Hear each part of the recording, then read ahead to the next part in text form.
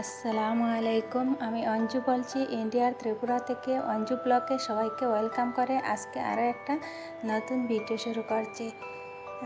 আপনারা যারা যেখান থেকে আমার ভিডিওটি দেখছেন আশা করি সবাই ভালো আছেন। আমিও আলহামদুলিল্লাহ আপনাদের দোয়ায় ভালো আছি। আজ আমি আপনাদের সাথে আরও একটা ডেইলি লাইফস্টাইল ভিডিও শেয়ার করতে যাচ্ছি। আশা করি আমার এই ভিডিওটি আপনাদের কাছে ভালো লাগবে। এই তো দেখতে পাচ্ছেন আজকে কিন্তু খুবই রৌদ্র উঠছে আর খুবই গরম ছিল। এত গরম ছিল যে সারাটা দিন আমার মাথা ব্যথা করেছিল। আর রৌদ্রের তাপও খুবই বেশি ছিল।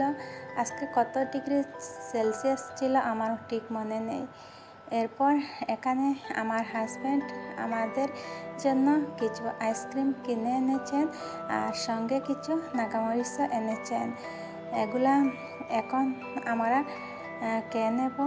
আসলে অনেক ঠান্ডা, কি আর বলবো, মনে হচ্ছে যেন ঠান্ডা ঠান্ডা কিছু খেলে খুবই ভালো লাগবে, কিন্তু ফ্রিজের জল খাওয়ার পর আমার গলাটা ব্যথা করে, এজন্য আমি ঠান্ডা তেমন কোনো জিনিস খেতে পারি না। আর এদিক দিয়ে আমাদের গাছ থেকে একটা লাউ পেড়ে এটা দিয়ে আমি মুরগির মাংস দিয়ে রান্না করব। আর এই তো এত গরমের মাঝে কোনো কিছু খেতে ভালো লাগছে না, তবুও এগুলা একদম পাতলা করে রান্না করে নিচ্ছি অল্প মশলা দিয়ে। এই তো প্রথমে আমি লাউয়ের যে কুসা আছে এগুলা মুরগির মাংসর যে চামড়া এগুলা দিয়ে এই ভাজিটা করব। এরকম করে খেতে খুবই ভালো লাগে। আর এর মধ্যে কিন্তু আলুও দেওয়া যায়, আমি কিন্তু দেইনি, অল্প করে বানিয়েছি, যেহেতু গরম তেমন একটা খাওয়া যাবে না এজন্য।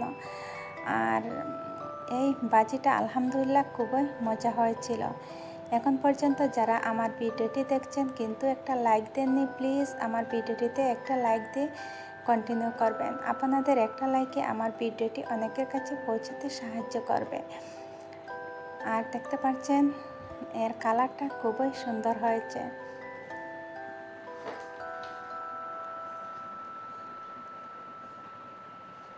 এভাবে করে আমি 4-5 মিনিট রান্না করে নামিয়ে নিয়েছিলাম। এই তো দেখতে পাচ্ছেন একটা বাটির মধ্যে আমি ঢেলে নিয়েছি। এরপর আমি অন্য চুলায় যে লাউ এগুলাকে একটু বড় সাইজ করে কেটেছি, এই মুরগির পা, ডাকনা এগুলা দিয়ে রান্নার জন্য, আর কিছু চামড়াও দিয়েছি, এটা দিয়ে খেতে ভালো লাগে। আর 4-5 টুকরা করে মাংসের পিসও দিয়েছি যাতে অন্যরা খেতে পারে এজন্য। এই তো দেখতে পাচ্ছেন এদিক দিয়ে আমার রান্নাটা হয়ে গেছে, আমি নামিয়ে নিয়েছিলাম। এরপর রান্না করতে করতে আমার খুবই গরম লাগছিল, এজন্য আমি আমার নিজের জন্য কিছু লেবুর শরবত বানিয়েছিলাম। এই তো দেখতে পাচ্ছেন আমি প্রথমে অর্ধেক লেবু দিয়েছিলাম। এই লেবু থেকে তেমন পরিমাণ রস বের হয়নি, এজন্য আরও এক টুকরো লেবু দিয়েছি যাতে একটু টকটক হয়। আর এর মধ্যে আমি একটু চিনি দিয়েছি, দিয়ে আর ফ্রিজে ঠান্ডা জল দিয়ে এই শরবতটা বানিয়েছিলাম। খেতে আলহামদুলিল্লাহ খুবই ভালো লেগেছে। এরকম একটা শরবত হলে এই গরমের মধ্যে আর কিছু লাগে না।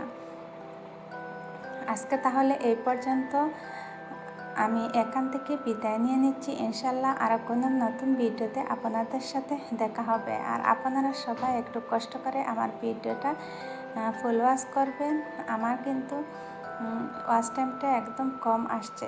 আল্লাহ হাফেজ।